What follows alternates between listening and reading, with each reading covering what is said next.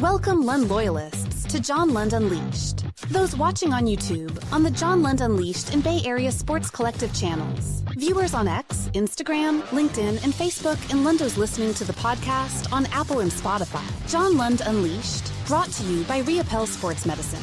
Got pain? Check out our revolutionary stem cell treatments. And guys, if low T is bringing you down, 𝐟𝐸𝐵 Sports Medicine can put you back in the game.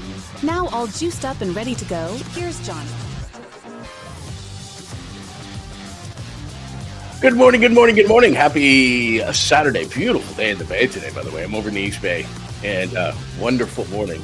I hope you're doing outstanding. We have a ton to go over. We always do a quick hour on Saturdays just to check in, see how everybody's doing. Check in on the board in just a second. Do some real call and say good morning, but there is a ton to get to. As you can see right there, there's a little Lund KNBR, and there's what you hope, if you're a Warriors fan, to be playoff Jimmy.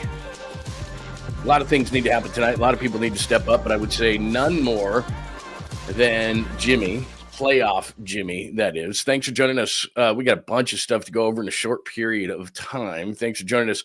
We are exclusively on 3 places today. John Lund Unleashed on YouTube. Please make sure that you are subscribed there. Also, make sure that you hit the like button today. That helps the algorithm and people to find this fine program and grow our community, which is great. Thank you so much for that. Also on the Bay Area Sports Collective. So tonight, for example, I'll be doing a post-game. Tom Tolbert will be doing a post-game. He'll be in the arena tonight, so he'll be doing it a little bit later. I'll do it right after final tip. So this is not the only time you get me today, unfortunately for you. We've got stuff to talk about today, and then right after the Warriors game, we'll do a post-game show as well. So make sure that you have those alerts on and you know exactly when we go live, and I'd love to get your thoughts tonight on what's happening with the Warriors against the Timberwolves. Not good news on Steph Curry. We'll get into that conversation. Keys to tonight's game. Chill out, Dre. We'll get into that conversation. Wade Jr., I've had about enough. We did bottom of the pint last night, and we shall discuss. Even though it's crazy, the Giants are still top 10 in runs scored, but they are just not getting anything from their first baseman or their catcher or their second baseman, and yet here they are. So we'll get into that. Drake Jackson released, and he was never any good, let's be honest. From day one, even before the injuries, just a bad pick and just a bad draft outside of Brock Purdy. And this is how you get yourself into the situation that the Niners are in. Derek Carr retires from the Saints, and I've got a Derek Carr story because I used to do pre, half, and post for the Raiders when he was a rookie. So actually the first couple years of his career. And we actually traveled over to London when they played the Dolphins, and I was on the charter with that and had an opportunity to talk to Derek quite a bit. And he's just a different dude, which is really cool. Random stuff happens throughout the show. You know that. And again, John Lund Unleashed on YouTube, John Lund Unleashed, and the whole crew on Bay Area Sports Collective, which is also Tom Tolbert, Polymax Particles with Creative Tony, who I had a great conversation with, by the way, yesterday, and more, including Rod Brooks and Quality Hang, and more will be added.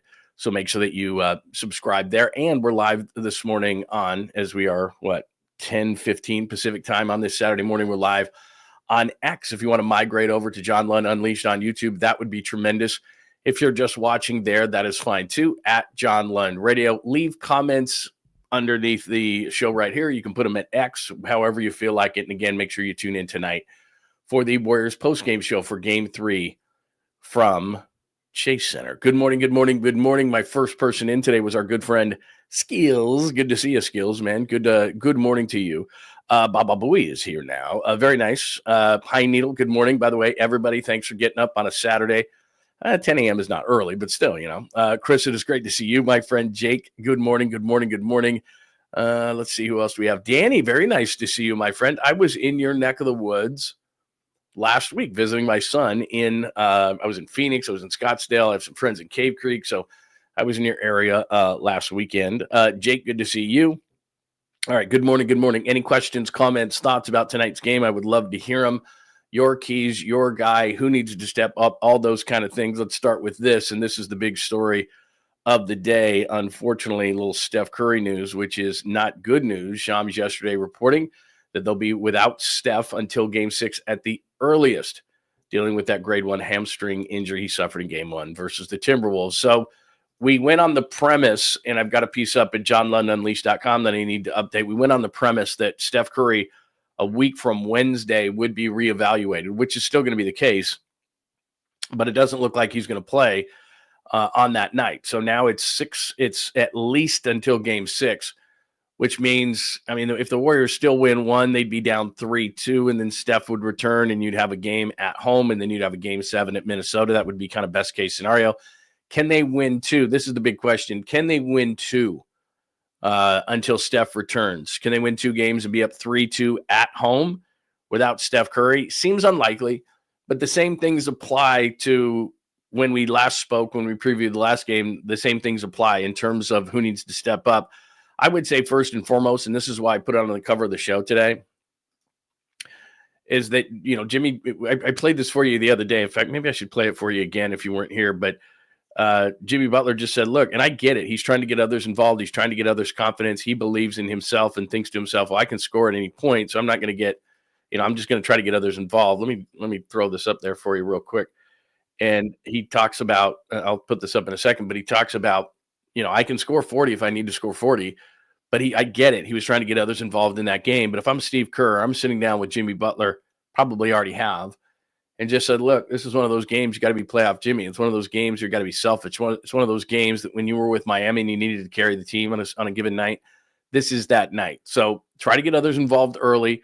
Jimmy's a really underrated passer. He's an unselfish player. He talked about after the game making the right plays. I completely get those kind of things. But these next few games, you've got to be playoff Jimmy and kind of selfish Jimmy. Early in the game, if you want to see if Pods has got it or Kuminga's got it or Buddy's got it or whatever, whoever can be hot on that given night, okay, try to get the confidence for others. But you're going to have to flip a switch at some point and make it quick, because they were down 13-0 in game number 2. They never really got into the game. They were fighting uphill. They had one stretch where it was 62-55 in the third quarter, but they could never get closer than that. So you don't want to dig yourself a hole, because what that does is not only are you fighting uphill, like I said, with some uncertain players and not great combinations on the floor, but your crowd doesn't, now that you're at home, the crowd's not able to get into the game.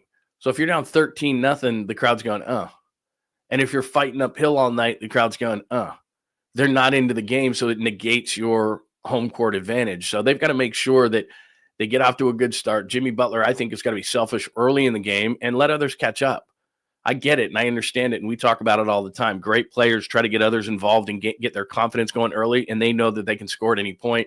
And I talked about this yesterday ad nauseum, probably, where it was, Jimmy driving in the lane and looking, the basket's here, and he's looking for teammates. And it's like, dude, go to the rim. So there's that going on as far as the Warriors. So I would say first and foremost about tonight's game, Jimmy has got to take control of this game. Now, the other things apply that I wrote at JohnLundUnleashed.com, which is Jonathan Kuminga. He's in the rotation for sure. Trace Jackson-Davis, he's in the rotation for sure. But it comes down to also, can Buddy Hield be any type of a Steph Curry-ish kind of a player, just in terms of hitting threes and making the Timberwolves say, okay, this guy's hot tonight. We're going to have to move some coverage towards him, tilt the court just a little bit, not in a Steph Curry kind of a way, so that it can open up things for other players. And even though that's kind of been the case for Podziemski, it's not that they're leaving him open. They're not. But since, like I said, game, 4 or 5 in Houston where he scored 26, he's just been a non-factor offensively. They're going to keep him in there. Steve Kerr trusts him. There's not a chance of him not being in the rotation or playing diminished minutes, because with Steph Curry's injury especially, but they're not going to do that. Steve loves him, trusts him. He plays good defense, draws charges, is a great rebounder for his size and position. He does other things on the floor. He can handle it. So Podziemski's not going to be out of the rotation. So if you're going to be on the floor for 35 to 40 minutes, which he is tonight, then he's got to hit some shots. I mean, it just comes down to it. He's got to hit open shots, and he's been open. It's not like these – and look, at this point, there's no easy shots, but he's had shots that he would normally make, shots he certainly made in April at the end of the season, when I was just like, if this is the guy that they're going to have in the playoffs, they got a pretty good chance. So he's got to go back to being that player. And I think what can happen, too, with the first game, especially after you lose a player of the caliber of Steph Curry, everybody can kind of try to do too much. And I think that Steve Kerr is going to settle everybody back in and just say, hey, everybody relax. We might be asking you to do a little bit more, but not, in Podziemski's case, it's like, just do what you do, but you got to hit those shots. And if you're not hitting the shots, one of the things that Jimmy Butler brings to the table, and I think the Warriors need to be reminded of sometimes, you don't have to sit and jack threes the entire game. If they're playing you out to the 3-point line and they're running at the 3-point line, do what Steph does sometimes, which is, okay, you're going to give me a layup, I can go right by you, then I'm going to do that. But 𝐬𝐮𝐬𝐫𝐞's capable of doing that. 𝐾𝐭's capable of doing that. He doesn't have to just jack threes. Mid-range game, get to the rim. Now, you're not going to get the calls that you normally get, Anthony Edwards, 𝐻𝐭 Gilgeous-Alexander. Like, I said this coming into this whole thing. You're not going to live at the free throw line. Even a guy like Jimmy Butler, who's a veteran and can get those calls, we've talked about this a lot. They're allowing physicality. So you've got to play to that level. But when you have open shots, you got to hit them. But the other side of it is, if you're not hitting the shots, quit banging your head against the wall. Don't go through these long offensive droughts like we saw in game 2. Go to the rim. Get a layup. It's fine. 2-point baskets aren't poisonous. Like, you don't have to just sit there and hit threes. Go to the hoop. Maybe you can draw some fouls. Maybe you can get some guys in early foul trouble, those kind of things. Even though they're allowing them to get away with more, there's certain guys on this team that've got to step up in that way. And if your shot's not going down, Brandon 𝐵𝐺𝐵𝐻𝐿, then you got to find a way offensively. You can't just say, well, my shot's not going down, I'm going to have a shitty night and I'll just play defense and rebound. You got to find a way offensively. You change your game a little bit. Get to the rim, mid-range game, wherever you're confident. Some of those teardrops that haven't been falling for him that used to and normally do. You've got to find a way. Same thing with Buddy Hield. We can't have a Dr. Jekyll, Mr. Hyde. We can't have you're going to score 33 and you're going to score 22 of your 24 in the second half like you did in the first game, and then you're going to completely disappear. I get it. You're a 3-point marksman and you're not Steph Curry and you don't have those kind of handles, but you got to find a way to put the ball into the basket or get to the free throw line or do something. You can't go through these droughts like they went through in game number 1, especially at the beginning of the game where the fans really want to get behind you and they want to help you, but you have to give them something. It can't be 13-0 and they're going bananas. It doesn't work like that. So, there's a lot of things that need to step up. And then the other thing is, and this is obvious from game 2, which I was fairly shocked by, I thought that they would tighten everything up. I think they thought they would realize that, hey, you know what? No Steph Curry. We can't make these dumb mistakes. They turned the ball over 20 times. Draymond Green made 3 or 4 passes in the second half. We're like, what are you doing? And Steve Kerr wants to keep his mental side clear, so he wants to be on his side because so many people want to get after him. And, of course, the crowd won't be a factor like it was in Minnesota as far as getting after him. But he's got to stay calm, so it's not like, Steve Kerr is going to rip into him or something like that. But Draymond Green's got to be smart enough and a veteran enough to know, like, you don't have to make the most difficult passes, especially when Steph's out of the game. Don't turn the ball over. Don't beat yourself. And they can win games without Steph Curry if they play a tighter game. They just had too many defensive lapses, slow rotations, not finishing defensive possessions, allowing runouts, those kind of things, allowing Anthony Edwards to get to the rim at certain times. And the thing that will frustrate Edwards is, I'd see what his 3-point shot was because in the last couple of games it hasn't been very good, but he's starting to do what I just said the Warriors should do, which is go to the rim more. And he's not getting the calls, which is frustrating him, which is great because he doesn't realize, I guess, that it's playoff basketball and things have changed and he's constantly bitching and moaning. And when he does that, you got to get a run out and go 5-on-4. So they've just got to play smarter basketball. I know it sounds overly simplistic, but it's the same things we talked about. Jimmy Butler's got to be Jimmy Butler. He's got to step up his game from a scoring perspective. If Buddy Hield, because Buddy Hield's got to be a Batman, that's just the way it is. If his game's not going from the outside, he's got to figure out other ways. Same thing with Brandon 𝐵𝐺𝐵𝐻𝐿. He's had opportunities. And then all of a sudden, Jonathan Kuminga becomes a really important player tonight. Because as I've told you before, the jobs that were open before Steph got hurt was garbage man and get on the floor guy and rebound guy and tough defense guy. Like if you were going to do those things, Jonathan Kuminga, you could get on the floor. But that's what Guy Santos does, or that's what GP2 does, or that's what. So now it's, we just lost our number one scorer. There's a scoring opportunity. That job is open. Would anyone like to apply? Oh, Jonathan Kuminga would like to apply. So he can do those things, do it in an efficient way. I like that he hit, what he 1 for 3. I think he was from 3. That's fine. But what I'd like to see him do, again, is try to draw some fouls, try to get inside, play the mid-range game, get to the rim, those kind of things. I'd like to see Kuminga do and mix up his game, fully capable of doing that and scoring and making up for Steph Curry. So they can do all those things. My major concern, because I think a lot of those guys will step up, my major concern is just tighten everything up. Don't have to make a bunch of home run passes, and then be better defensively. So it comes down to don't allow the second chance points, those kind of things. And I think that the Warriors could be fine. But again, with Steph Curry being out now until game 6, they probably have to win 2 games without him. And I don't know if that's too much to ask because then if Curry can come back for game 6, which is no guarantee, then they're up 3-2 and they need to win. It basically would be game 6. You're up 3-2 on your home court. So that might necessitate winning these next 2. And I don't know if they can do it. But to me, if they're going to win this series, which I'm very doubtful they are now with Steph being out until game 6, but I think today is the best chance where they come back. They were embarrassed. They watched the film and Steve Kerr said, not only did we need some more help offensively and some guys that usually make these shots got to make their shots and don't sit down on the three-point line. We're smarter than that. Let's get some easy buckets if they're going to run out to the three-point line like that. But it's just overall tightening up of the game. 20 turnovers, that's just not going to work when you don't have Steph Curry. Everybody's got to be better, but everybody's just got to be smarter. Not turning it over, not giving up second chance points. Just tighten up your game all along. And, it's easier said than done, but they should be able to do that. And then if shots aren't going. But you can tighten up your game. So I think that's a big part of what's going on.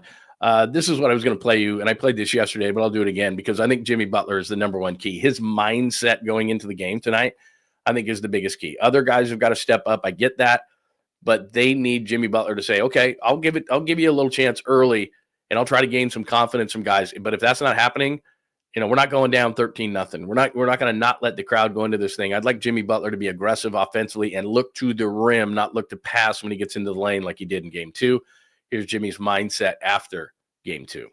Comes where, your people that are saying whatever, supposed to score 40 or 43, whatever the case may be. I'm capable of it. I can do it. But I love making sure that my guys are comfortable, passing the ball to them, taking the right shots at the right time. But we'll talk about it. If that may be needed, who knows? It's needed. I think today is the day. And I think Steve Kerr has probably told him today is the day. And if other guys aren't getting it done, go. Like if you want to give them a few minutes and try to gain some confidence for a Kuminga or a Podziemski or a Buddy Hield, which would be huge. I mean, you get Buddy Hield off seeing a couple go through the hoop early and, maybe he can have that game that he had in game 7 against Houston. Maybe he can be the guy that he was in game 1 in the second half where he scored 22 of his 24 and hit 7 of 12. That would be great. But if that's not happening, you can't wait around. You got to win 2 games here without Steph Curry. That's what I think. If they go down 3-2 and Steph comes back, because here's the problem. Steph could be Steph, there's no doubt, but a hamstring, you just don't know. And so maybe he's not back for game 6. Of these next few, they've got to win 2. It'd be nice if you won them both at home. It's going to be tough to do. They can do it. It's just tighten things up. And by the way, one of the things I didn't mention is stay under control, Draymond. Like, I understand he's frustrated. I understand. Hopefully he takes the frustration that he felt in game 2, both with the fans and the officials. And I said this yesterday, there's no place in that. Like, man, root for your team, harass the other team, razz the other team. Getting into, racial slurs and those kind of things. I don't know how people live with themselves, to be completely honest with you. Like, what are you doing? And I guess the guy who was pointed out who yelled the racial slur left the arena before he could be identified. Yeah, you know why? Because, dude, you were going to get fired. Your life was going to get ruined. That's what they really need to do. I mean, they do. They need to identify these people. They need to post their picture everywhere on social media and ruin their life. Lose your job, lose your, it's just completely unacceptable. Have fun. I get it. You're drinking beers. You're having cocktails. We've all been there. We've all been overserved. But it's never even crossed my mind to yell things like that. And it blows my mind that people do it. And people around them are like, what the hell are you doing? What's wrong with you, dude? Because you know what happens? 99.9% of fans, I believe, because I've covered teams for 30 years, 99.9% of fans are good. And then there's one person in that crowd that's a jackass. And what happens is everyone of that group gets stereotype. So all those fans that are good fans are like, come on, man. That's why if somebody did that around me, I'd grab the guy by the back, this guy right here. I know snitches get stitches. I get it, man. But this dude, my fan base is not going to get stereotyped like that. Like, here, let's drag this guy over to Draymond Green and see what Draymond Green thinks of this guy, or at least to the security or whatever like that. Because it's like, no, man, look, have fun, yell at the guy, razz the guy. You want your team to win. I get it. But that kind of stuff, dude, no chance. Like, no way. And so hopefully Draymond Green can take that aggression in a positive way tonight and have a great game. And I don't mean scoring wise. Like in game one, what do you have, like 14 points in the first quarter or something like that? It was unbelievable. So I just, that was one thing, is I kind of threw everything against the wall there. I didn't mention Draymond Green. I think he's a massive factor tonight, because you know what he can do? He can rally this whole team. I know that Jimmy Butler can too from an offensive standpoint, but I'm talking about just as he did in game 7. And I'm not a big speech guy, but they said he gave the speech before game 7. Maybe he's going to give the speech, or already has given the speech before game 2. And maybe that's what it takes to wake these guys up. I would like to think that everybody is properly motivated, because it is the playoffs and it's the Golden State Warriors, and there's a lot at stake here. And this is an older basketball team that is going to get how many more chances? A couple. So I would imagine that they would be properly motivated. But if it takes some kind of win one for the Gipper rah-rah speech, then I guess that Draymond Green would be the one to give that. And if I were him, I'd give an impassioned speech of essentially it's us against them, and they're calling me these kind of things, and I'm not standing for it. But he's got to do it in a way that's positive. Don't go out there tonight and take it out on the officials, or get out of control or flail. Because the thing is, they gave you a break against Van Fleet. They gave you a technical against Naz Reid, and they're not going to put up with it again. The league is I'm sure at notice, saying, look, if he flails like that again, and he's getting closer to missing a game anyway. So if again, he doesn't need to be reminded. He's a grown-ass man, as he said after the game, and he's a successful man, and he's a great basketball player, and everything that he said in the post game. But that doesn't make him beyond reproach. It doesn't mean that Steve Kerr can't gently remind him before the game tonight, dude, we need you focused. Don't go after the officials. You can play on the edge, but you can keep it, internally, you can just boil, and you can still play great basketball. But there's guys watching you. You're the leader of this team. Look, Jimmy Butler's a great player, but you've been around. You've won the championships. You have respect in that locker room. And there's a mental side to this game. If you stay in control and you believe we can win without Steph Curry, we can. If they see you flying off the handle and going crazy, a lot of these young players, they're not going to believe they can win. You lead the way, regardless. You may not score the most, or do this or do that, or people may undervalue what you bring to a team. Everybody in the Bay Area understands what you do, and it's kind of a love-hate relationship. Like when you do this, people are just like, oh my God. And I'm throwing the other stuff aside. I'm just talking about on the basketball court and going after officials. And I've said this many times, they aren't changing the call. They aren't going to give you the benefit of the doubt. Walk into the arena knowing that. That's just the way it is. You've earned your reputation, but it's big that Draymond Green is an adult tonight, and is the adult in the room tonight, and plays with a strong amount of fire, but does not go after the officials, does not go over the line, because the rest of the team's looking at him. And you're the gauge for this team. If you play in control, you play well. And I'm not even talking about hitting, early shots. Play great defense, be a great rebounder, run the offense the way that you do. If there's an open three, take it, hit it, those kind of things. But just stay in control. Be steer the ship in a steady fashion. That's what Draymond Green does. That's what they said before game 7. It was his speech. So I don't know if he gave another one of these things, but they need a couple of these games. They cannot lose tonight. I'm not calling it must win. But with Steph Curry out, and I think some of these younger players' confidence weaning a little bit, going, can we actually do this?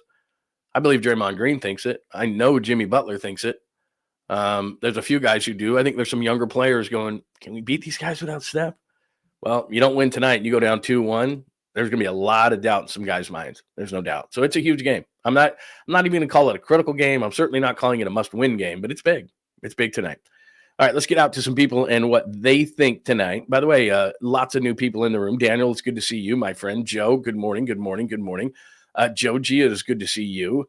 Again, give me your thoughts tonight. What do you think? I've thrown a lot against the wall. The one thing, speaking of throwing things against the wall, please, please, please, Steve Kerr, please, please, please, set rotation. Please don't throw everything against the wall again tonight.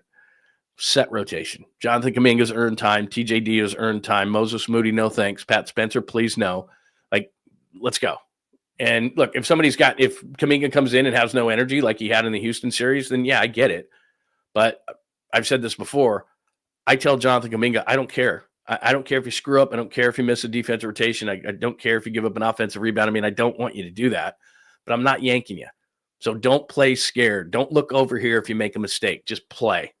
Okay. You've got to put confidence in him, because He's one of the players, now that there's a rotational spot open because of Steph Curry's injury, he's a player that has more upside than any other player on this team in terms of filling that rotational spot.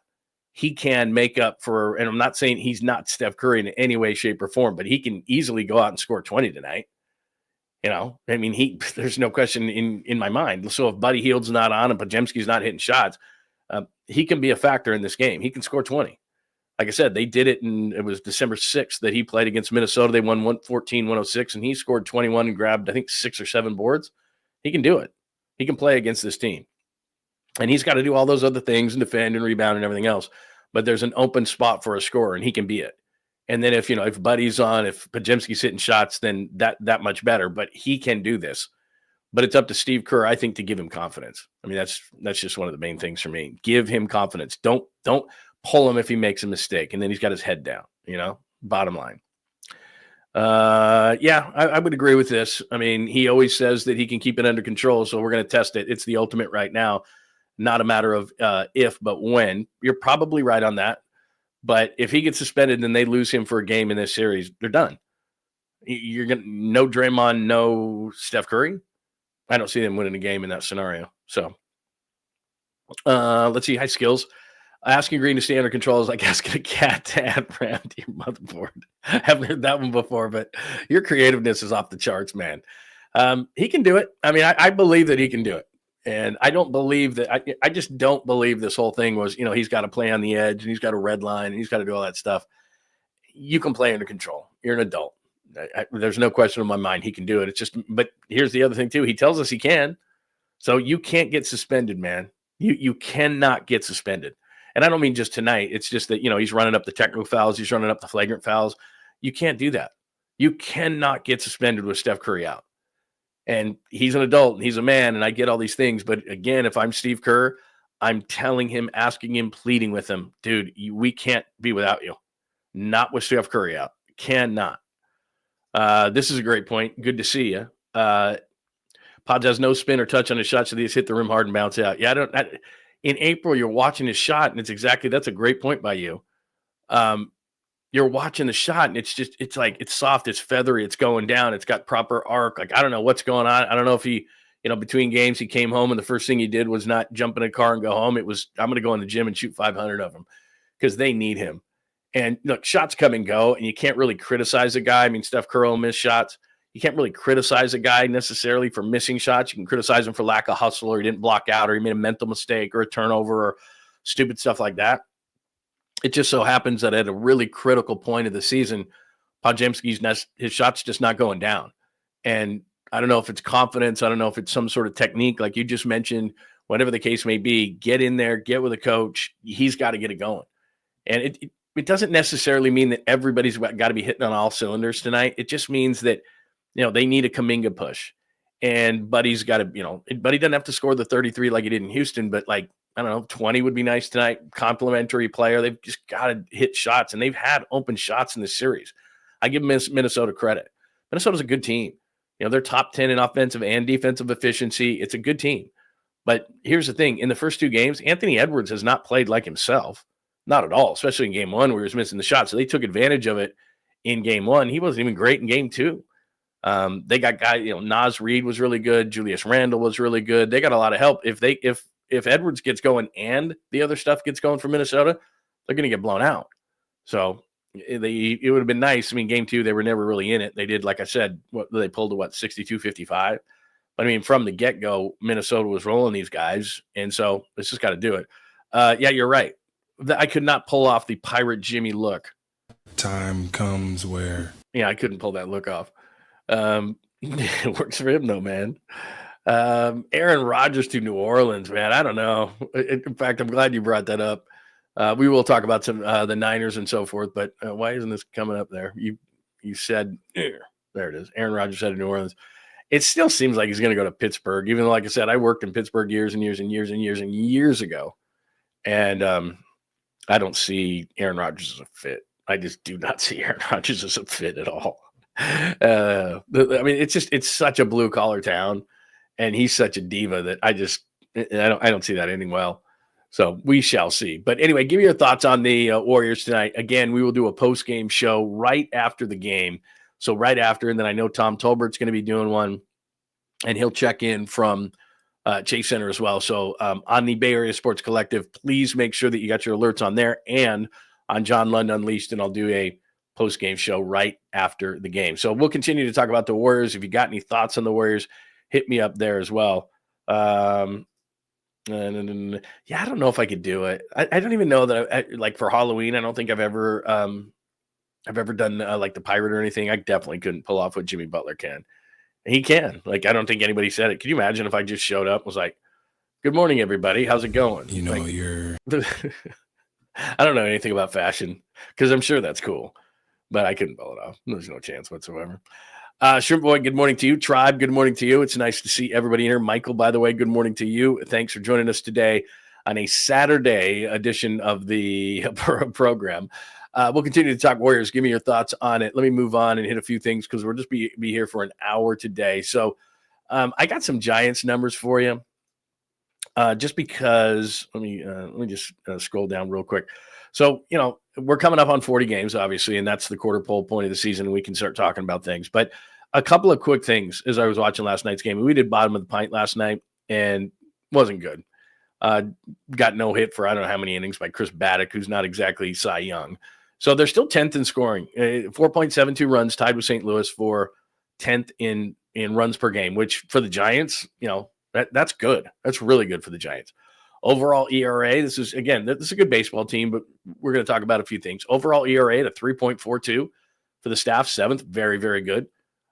Starters ERA could be better. As you see, I had to expand that out. So they're 16th in starters ERA right there at 4.08. Not great, but again, you're starting to see Robbie Ray get going.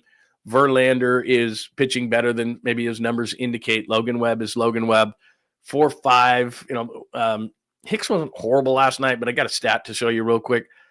Still, I just don't love it. And then Landon Roop is kind of hit and miss, and we'll see what happens with Birdsong at some point. Bullpen recently has kind of given up a little bit, but again, I mean, look right there. They're 2.44. They've got their second best as far as ERA is concerned out of the bullpen. So the bullpen's been pretty much lights out.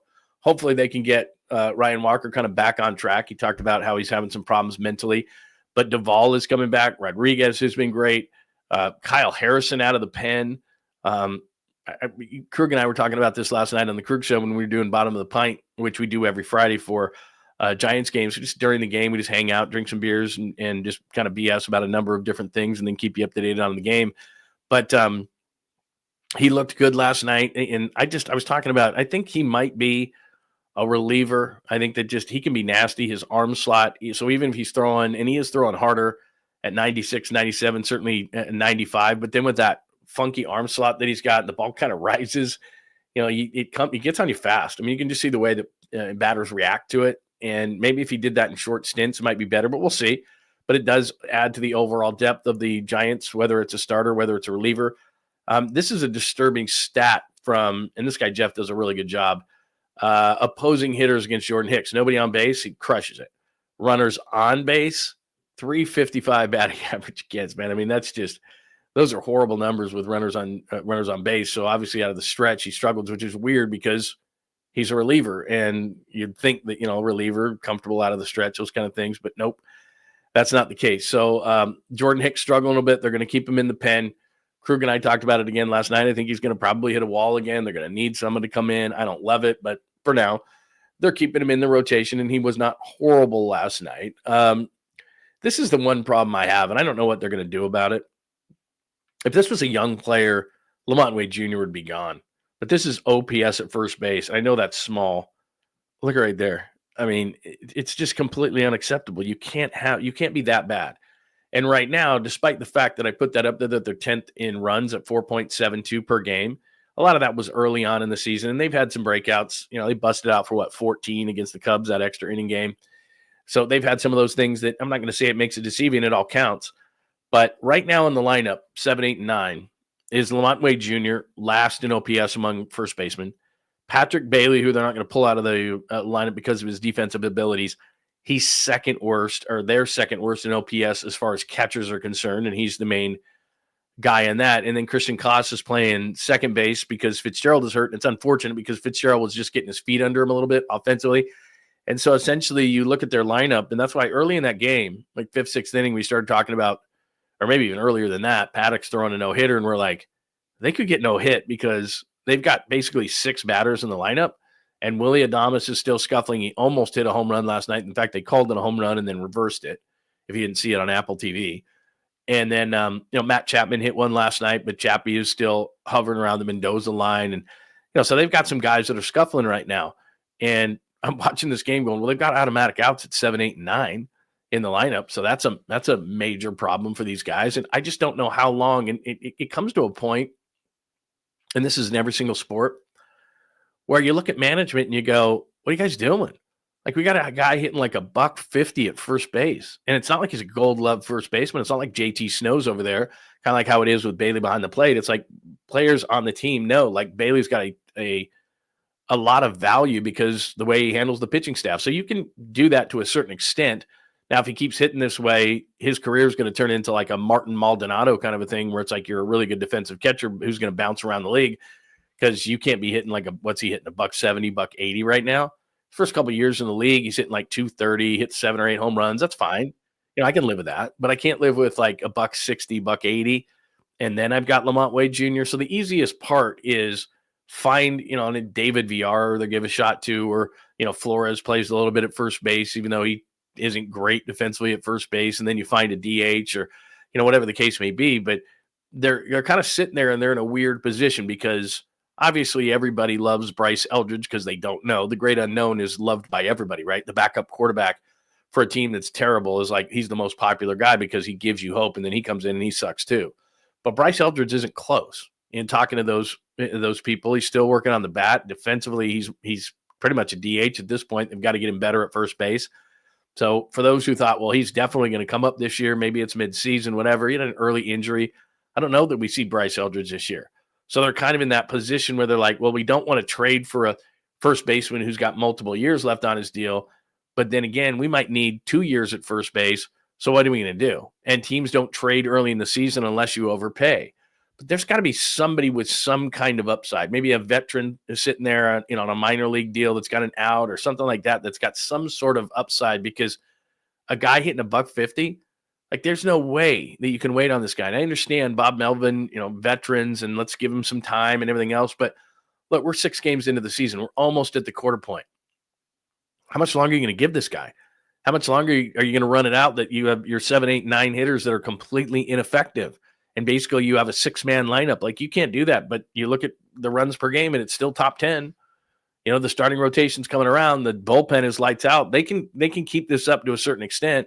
But you can't have 3 automatic outs in your lineup. You can't basically be hitting 3 pitchers in your lineup and expect to continue to score runs. And last night was a perfect example. Chris Paddock's not very good. He had a nice night, but a lot of it was just because the Giants aren't hitting at all. And the at-bats from Lamont Wade Jr. are bad, and the at-bats from Patrick Bailey are bad, and you're just going, God, that's rough. I mean, Koss did have the first hit of the game. It was an oppo single to right field, but still you're just like, oh, it's ugly, man, at the bottom of the order right now for the Giants. So there's a couple of things going on for the Giants, and Wade Jr. WTF. That's what at the chalkboard there. And again, if you want to talk some more worries, you can. Just hit me up right there. But just giving you a couple of quick things on the Giants. And then as far as the NFL is concerned and the Niners as they continue their rookie minicamp, this did not surprise me. I don't know why anyone thought after – I mean, I could tell after the first year. Remember Drake Jackson? Was he a rookie? And he went to that Pittsburgh game, and he got like 3 sacks. And mainly it was because I'm trying to think of the quarterback at the time for Pittsburgh. Maybe it was Kenny Pickett. It was Kenny Pickett. He was scrambling out of the pocket, and essentially Drake Jackson dragged him down before he got to the line of scrimmage. So they weren't like true sacks that he beat somebody. It was just he got those sacks, and everybody got all excited. I was never a Drake Jackson fan coming out of USC, and he's had lots of injuries. But it just he got released yesterday, and just shows, look, Brock's great. All right, we know. 262, the contract's going to get done. Don't worry about it. It's not what I'm trying to do here. But you wonder why the 49ers are struggling, and I didn't put 2023 up because it's almost as bad, or maybe is as bad because it doesn't have Brock Purdy. But you wonder why the 49ers had to purge this offseason. Why did they do that? Why did they do that? Why did they do that? Because these guys that you're seeing right in front of you on your screen, were supposed to be players that could play as quality players with cheap labor. So Drake Jackson gave them absolutely nothing. Ty Davis Price gave him absolutely nothing. Danny Gray, nothing. Spencer Burford missed a block in the Super Bowl that probably cost him the game. He is pretty much a forgotten man. Samuel Womack had a couple of interceptions in a preseason game against Green Bay, and people thought he was going to be something in the slot. No. Nick Zakelj is on the roster. Kalia Davis is on the roster, but they're not doing anything. Castro Fields never made the team, went to Washington. I don't know where he is now. And, of course, there's Brock Purdy. So, I don't know if you give it a passing grade just because of Brock Purdy and they got him in the 7th round, and had they not gotten Purdy, especially given what happened to Trey Lance, I don't know where they'd be at the quarterback position. They'd probably have Aaron Rodgers or Kirk Cousins or some sort of a veteran at the helm right now. Probably Cousins, to be honest with you. But they'd be in a lot of trouble. But that's right there, that draft in front of you, is how you go from perennial Super Bowl contender up there with the Eagles and the rest of the teams, the Lions, etc. But when you have 2 consecutive drafts and you have no first-round pick there, as you know, because of Trey Lance, and the next year you had no first-round pick because of Trey Lance. So when people say, well, the Trey Lance thing doesn't hurt because you got Brock Purdy. Well, hell yeah, it does. Because that year you were supposed to have a first-round pick that was going to be a quality player that was playing as cheap labor. And same thing in 2023. So when you get absolutely positively next to nothing, and I shouldn't say that because Purdy was so good, but your second, 2/3, fourth, fifth, 3/6 give you absolutely nothing. And that's what makes me nervous about this regime right now is the reliance on the draft this year is like, and John Lynch said it, we're going to rely on the draft. We're going to rely on the draft. We can do this. There's a thing called the draft. All right. But I saw a draft in 2022, and losing your first round pick is not great. I get it. But at 61, second round pick, that should be a starter. No. Ty Davis Price, running back. Nothing. Never could figure out the zone scheme. Danny Grace, incredibly fast. Caught 1 preseason touchdown from Trey Lance. Remember that one? And everybody thought, oh, that's going to be a great combination. Spencer Burford actually played tackle in college, and he's just kind of been a forgotten man. And it would be great to have Spencer Burford because they lost Jalen Moore, who I'm not a huge fan of, to Kansas City. Massive overpay. And Burford could be a guy, at least who's your swing guy, right? He could play tackle. He can play guard, you would think, but he just hasn't lived up to it. And then, like I said, the rest of the guys, Womack's gone. Zakelj Davis, I have no expectations for. Fields is gone. But that's how your team goes from contender to what the hell are we doing here? We got to let a bunch of guys go because these guys who were supposed to be cheap labor and quality, at least starters, like your first round pick is a starter, hopefully, and a quality player, but you're not paying him a ton of money. Your second round pick should be a starter. Your third round pick should be a starter, that kind of thing. And you had 2/3 right there. And those guys, in Davis, Price, and Gray gave you nothing whatsoever. So that's just a killer draft right there. I mean, it just crushes you. No doubt. That's just a killer. So Drake Jackson released yesterday, and there were some people who were like, oh, he might be something. I never saw it. Just never saw it. Outside of the Steelers game, like I said, where he chased down Kenny Pickett, those weren't true sacks. He just never did anything. Other things NFL related today, Derek Carr, dealing with a shoulder injury, requires surgery that would knock him out, has decided to retire. That would be nice. He's 34 years old. He's made about $200 million on the field, and he has got so much money that he had a $40 million guarantee this year. And all he had to do, which, again, that's not fun. I get it. Just rehab. So he was going to be out this year. If for $40 million, he could rehab this year and then come back next year. He's decided he doesn't want to do it. He's got $200 million and leaves $40 million guaranteed for 2025 on the table. So Derek Carr is gone. The only reason I bring up Derek Carr is because I was doing pre and post for the Raiders back in those days when he was drafted. And in 2014, he was a rookie, and we went to London. So I traveled on the charter with the Raiders and stuff, and got an opportunity to talk to some guys. And what happened is we traveled to New England to play Brady and the Patriots. They lost, I think 17-14 was a close game.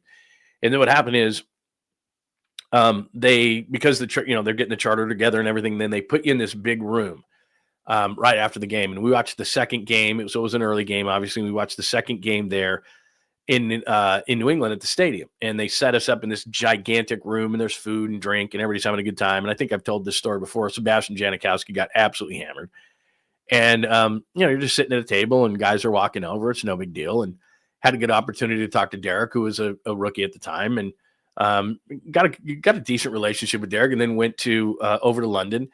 And it was funny because there was this, and they're all, it's like over here, like it's kind of a novelty at that point. Everybody says that the NFL is so popular over there. I talked to a lot of people like standing outside a Nike store, for example, like, who's playing? What is it? So I think it's a little bit blown out of proportion, and maybe it's grown in the last 10 or 11 years, but that's besides the point. So Derek is sitting there as a rookie, and he's talking to the reporters for, it had to be an hour. Like Charles Woodson was on the team at that point, and Charles is like, okay, 10 minutes. And they're asking him silly questions and do all these kind of things. And so Charles Woodson's out of there probably in 10 minutes. I'm not kidding you. Maybe it wasn't an hour, but it was at least 45 minutes, which is an inordinate amount of time. And at the beginning, I was in there getting sound for, the pregame and all that kind of stuff. And I remember, stepping back, and they're making Derek do all this weird stuff and asking him weird questions about, the NFL and how he likes England. And he's putting on weird hats, and he's totally being cool to everybody. And then so afterwards, he gets done with it, and I stayed around, and I remember going up to him and I go, you don't have to be that nice, man. You don't have to be like, it's just the media. Like, you don't have to be that nice. And that's just who he was. Probably the nicest guy I ever met in the NFL. Just super nice guy. And he got seasoned, and he got, it was a little different, but he's a rookie. He's out of Fresno State. He's trying to please everybody. Super nice guy. I do remember, though, in that game, if you remember, it was Dolphins Raiders. They get totally blown out. Dennis Allen gets fired after the game. I actually did the last pregame interview that Dennis Allen did as the Raiders head coach. He gets blown out. Derek hurts his ankle. And so we're leaving the stadium there in London, and Derek is, limping away, and he's got a pair of crutches. And I remember Papa and I going up to him going, hey, how's it going? He's real down and everything like that, but he's giving us the whole, the Lord has a plan and all that kind of stuff. So anyway, that seems like yesterday. It's just insane how fast time goes. But Derek Carr retires at the age of 34, having made about $200 million in his career, and has so much that he had $40 million guaranteed on his contract for this year with the Saints. Go rehab your injury, your shoulder. Didn't want to do it. Says, I don't need the extra $40 million. Oh my God. These are the Saints quarterbacks that are left, and the only reason I bring it up, Spencer Rattler. The kid Shup, who I don't know about him, man. I watch a lot of Oregon football, and he couldn't play. It was after Justin Herbert left, and he couldn't get that job. He jumped to about 3 different teams. I think he went to Texas Tech. Then he went to Louisville, and so he's the presumed starter there. Rattler, of course, was thought of as a very high profile guy when he was in Oklahoma. Ended up in South Carolina. And the reason I bring this up too is Jake Haener, of course, Danville's own. Who the hell took that picture of him? And does he approve that picture? Because it's like some sort of modelish kind of a picture. And I just feel bad for the guy, because every time there's a picture of Jake Haener, that's the one they use. And it's like, the other guys are playing football or whatever, and there's Jake Haener, like some sort of fashion shoot or something like that, with that look on his face. Like he's, trying to be some teen heartthrob or something like that. I just feel bad for Jake, because he's a really good dude. And I remember having him on a lot in the walk up to the NFL draft. But anyway, I hate that picture if I was him. So anyway, not that you care, but Derek Carr retires. And like I said, I was doing pre and post for the Raiders the first few years of his career. And I just remember him being so nice to the media in England. And I was like, dude, why are you being so nice to the media in England? Like, you don't have to do that. He's just, I don't know, just his very personality. He's a nice guy. So anyway, there you go. There's a bunch of stuff. Yeah, I remember that too, man. It was bad. And, that's the kind of thing. He was just never, Derek Carr, and you're talking about, I think Donald Penn was the one who gave up that sack, and they were having that great year where they finished like 12-4 or something that year, and they'd just been so bad. I just feel bad. And he was really never like the same after that, In fact, I remember when Derek Carr won the job. Remember when he was a rookie and they played the preseason game against Seattle? And I think it was Richard Sherman was at the height of his powers, and they were playing, Seattle was playing their guys in the first quarter, and they started Derek Carr, and I can't remember who Carr threw it to, but he beat Richard Sherman, and everybody kind of turned to each other in the press box and was like, he's going to be the starter. And that's what happened. What else do we have? No, no, no, no, no, no, no, no, no, no, no. I know. It's terrible even looking at that thing, man. Stop. I would have killed that draft. Yeah, it's terrible. I mean, people wonder, God, why did they have to purge and why aren't they as good? Because your 22 and 23 drafts were ass, and that's too nice of a word. And again, Brock Purdy, I get it. But it's like just you could have passed on everybody and just taken Brock Purdy, and that's it. And just said, no, we pass. Just awful. And look, I watched Drake Jackson in practices. He was never good. Like everyone, like this year, people are like, well, maybe Drake Jackson. I'm like, maybe not. Just like the guy just never didn't, he just never got it, man. I don't know what to say. 50 points. Are you talking about Lamont Wade Jr.? I just know I'm looking at his batting average last night. He was hitting 158. And yeah, I mean, he was hitting like 108. So he's been a little bit better. But like I said, we're 6 weeks into the season. We're almost a quarter point into the year. And, you can deal with Patrick Bailey to a certain extent if everybody else is hitting around him. But now you've got a second baseman in 𝐃𝐨𝐧'𝐭. You got Lamont Wade Jr. as an absolute embarrassment offensively, and he's not a great defender. At this point, if you're the Giants, like you got to scramble for something. You got to call teams. I get it. Nobody's trading right now, but I don't know. You got somebody scuffling. You got a veteran in the minors. You got something's got to happen here. You can't just keep running him up to the plate. I mean, I was excited that he got a 3-2 count last night, and then he popped out to right field. But I'm like, it's 3-2. He might walk. This is the old Lamont Wade. He gets on base. Oh, never mind. Like, my God, oof, it's rough, man. Like and subscribe. Good morning, Papa J. It is great to see you. Please do like and subscribe to John Lund Unleashed and the Bay Area Sports Collective. Good Saturday morning, by the way. If you're like, what's Lund doing here? And if you're new around here, we do Saturday 10 a.m. Pacific shows. We go for about an hour and just kind of hang out, catch up with everybody, see how everybody's going. I don't like going like 2 days without doing a show. I just think there's too much going on in the world of sports. So we check in on Saturdays real quick and see how everybody's doing. But again, the majority of the conversation today is Warriors related. And if you go back to the beginning of the show or you go into the chapters, talking a ton about the Warriors, just a recap really quickly. Jimmy Butler's got to be ultra aggressive tonight. If he wants to try to get others involved early, that's fine.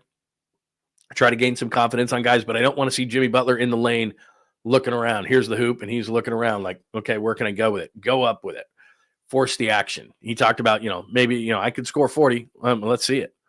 Maybe he doesn't need 40, but like a 30 would be really nice tonight for Jimmy Butler. 30 points, get some other guys involved. I just think the quickest path here is for Jimmy Butler to be great tonight. I think that's a huge thing for the Warriors tonight, and see if other guys can get involved. But if they can't, don't wait around, Jimmy. You got to go. I mean, that's just what it's about tonight. Draymond Green staying under control. Jimmy Butler being Batman, not Robin, understanding that that's his role and to change costumes. Buddy Hield has got to give him something. He doesn't have to be the STEPH-ish kind of a player that he was in Game 7 and Game 1 against Minnesota and Game 7 against the Rockets, but he's got to be better. That's what he does. I mean, Jimmy, he's not a great defender. He's not a great ball handler. He's not a great rebounder. He's a shooter. And whatever it takes, he's getting it on. And then Podziemski. I'm not saying that Podziemski's got to score the 26 like he did in one game against Houston, but, dude, you're getting a lot of open shots and not hitting them. So, again, a shot comes and goes. I completely understand that, but they need something like that. I still got a couple of days in the studio. I apologize that it is so, I don't know what the word is. It's just kind of, I don't like just all white back here. So we're getting it under control, but we're just doing a little, I wouldn't call it reconstruction, but we're just doing some stuff to the studio. So it will be not so much like a hospital room, I guess. We'll get that fixed up. So I apologize for that. Wow, this is outstanding. JP for the 510. Bob Melvin can't. Yeah, where's Derek Barton when you need him? Remember that? How much conversation we'd have about Derek Barton? That he loves Derek Barton. He would throw Derek Barton in line. This does have Derek Barton vibes. It's starting to get to that point. That's a great call, JP. My God, man. Derek Barton. God, I didn't think I was going to be saying that name today. Derek freaking Barton. Let's see. Donald Penn looking to find a fan outside the Coliseum. Yeah, I'd like to Donald Penn. In fact, it's funny that you bring up Donald Penn. I was talking about that trip to London. So I went to Utah State, and Donald Penn went to Utah State, and we're both from Southern California. So I remember on that trip there was some kind of dinner or something. I didn't talk to him when we were, like I said, when we were at New England and hanging out there. But there was some kind of big dinner, and we all went to it. And and Donald Penn was there. You remember Donald, like 6'8", massive dude. And he ended up being the nicest guy ever. Like, I'd had a few cocktails, so I go up to him and I'm like, yeah, I went to Utah State and everything. And I don't think that he had quite the experience I had at Utah State. I mean, it's, you're in Utah and you're from Southern California. I mean, talk about culture shock. He was like, dude, because I was talking about it in kind of nice terms. He's like, dude, culture shock, total culture shock. But anyway, he was a good dude. But he did give up the sack that wrecked Derek Carr. So absolutely. What else do we have today? Alex, good to see you, my friend. Very nice. Again, as everybody is in here today, I just wanted to say thank you for making the time for a Saturday. We're going to bolt out of here rather quickly just because, like I said, we just wanted to do a check-in today, but love to get your thoughts. Warriors, what do you think happens tonight? Because we will talk after the game. Bucko Sports, good to see you, my friend. What do you think happens tonight? Do you think Jimmy steps up? Do you think Draymond Green stays under control? Do you think Pods hit some open shots? Do you think Buddy Hield can be more like he was in Game 7 and second half of Game 1? Because that's kind of what it's going to take. But my overall, so all of those things are true. My overall thought, too, is can they tighten it up somehow, especially Draymond Green? He has at least three passes I can remember in the second half where you're like, what are you doing? Like 20 turnovers. You're not going to win that game with Steph Curry, let alone without Steph Curry. So how can you play in a way that is still very aggressive, but you're cutting down your turnovers? I think that's a massive thing tonight. Like, you've got to play a tight game tonight against the Timberwolves in a game number 2. So anyway, that's a Saturday show. Just wanted to check in real quick, pop an hour out like we do on Saturdays and say hello to everybody. Please, before you get out of here today, please hit that like button so that the algorithm goes, okay, not half bad. Make sure that you subscribe on John Lund Unleashed on YouTube. If you're watching on X this morning, at John Lund Radio on X, make sure that you migrate over here and make sure that you join the fine community that we are building here. So make sure that you stop on by. Make sure you get those alerts on so you know when we go live for post-game show tonight for Warriors Timberwolves game number 3. Make sure you hit up the Bay Area Sports Collective as well on YouTube, because then you'll know when Tom Tolbert goes live, and he's going to be from the arena tonight. He'll be from Oracle tonight, so make sure you hit that up as well. Giants today taking on the Twins for game number 2. Hopefully the bats can get going a little bit earlier. And like I said, I apologize. I did not mean to make you go back to the 2022 draft and, get the shakes and all sorts of things, and now you need a drink. So sorry about that. But with Drake Jackson being released, now you're looking at that thing going, my God. Brock Purdy, good. The rest of it, one of the most atrocious drafts, maybe the worst draft outside of Brock Purdy that the 49ers have ever had. So obviously not good. All right. Have a great rest of your Saturday. I will speak to you tonight when the Warriors hopefully beat the Timberwolves for game 2. Have a great Saturday. We'll talk to you tonight. If you can't join us for the post-game show, I understand. We'll talk to you Monday morning at 8 a.m. Thanks, everybody. Thanks for hanging out with John Lund Unleashed. We'll try to be better next time, though I wouldn't hold my breath. Please like and subscribe on the John Lund Unleashed Pod YouTube channel. Watch live shows weekdays at 8 a.m. on YouTube, Instagram, and X. And make sure to have your alerts on for shows throughout the day or night. All things Lund can be found at johnlundunleashed.com. johnlundunleashed.com. Goodbye!